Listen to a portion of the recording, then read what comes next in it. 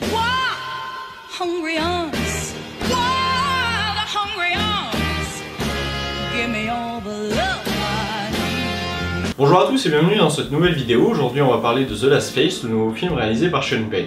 Alors ce film s'est vraiment fait démonter par la critique. Moi j'avoue que je serais un petit peu plus mitigé. Je ne l'ai pas trouvé bon, clairement, je ne vous encourage pas à aller le voir, mais j'ai trouvé qu'il y avait quand même certains points intéressants dans le film, même si ça ne fait rien d'extraordinaire. Bon alors bien sûr ce qu'il y a de complètement surréaliste dans ce film, c'est les personnages incarnés donc par Javier Bardem et Charlize Theron, qui nous font une espèce de romance au milieu de la guerre qui n'a aucun sens, et vraiment à de très nombreux moments on se dit là c'est ridicule, on n'y croit pas du tout et ça ne marche pas.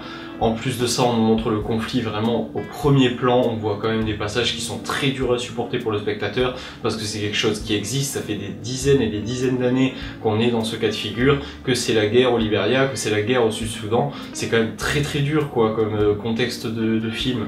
Et là, on choisit de nous en faire une petite romance toute mignonne avec des personnages qui se brossent les dents en se regardant, en se faisant des sourires, et tout amoureux. Enfin, c'est assez moyen quand même ça. Hein. T'es arrivé aujourd'hui? C'est ça.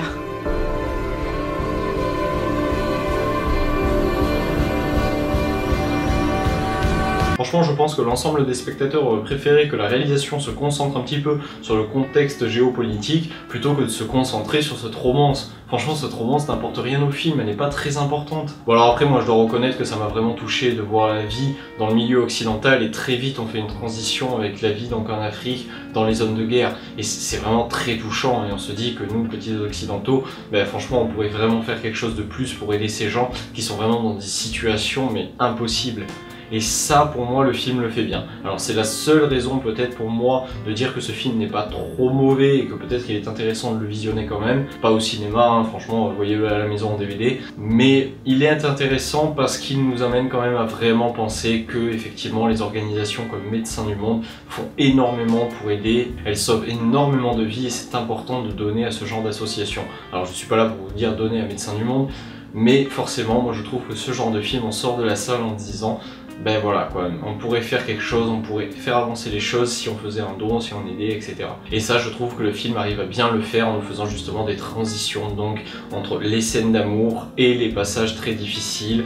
Le pays occidental et le pays africain, on fait vraiment des transitions qui fonctionnent très bien parce qu'on passe de l'un à l'autre, c'est très brusque, c'est très violent et le spectateur en prend plein la vue grâce à ça. Mais en dehors de ça, tous les seconds personnages sont très maltraités, la réalisation est pas complètement dingue non plus, la musique n'est pas superbe sur le film, le rôle de Jean Reno ne sert mais alors absolument à rien, il a 3 lignes de dialogue, je sais pas du tout pourquoi il est dans ce film, pourquoi on prend pas un figurant ou un inconnu pour faire ce genre de rôle, parce que franchement Jean Reno n'apporte rien. Et c'est vraiment dommage parce que franchement dans ce film en plus je trouve que pour une fois il joue quelque part pas trop mal. Alors certes il a que 8 répliques à tout casser dans le film donc difficile de dire s'il joue bien ou mal, mais dans l'ensemble je trouve que sa prestation était assez convaincante. Du coup pourquoi ne pas le faire jouer plus? C'était un personnage intéressant, mais non, on lui fait même pas d'histoire, on se contente de dire oui voilà lui c'est un type, voilà il est là, il est content et il aide à des gens.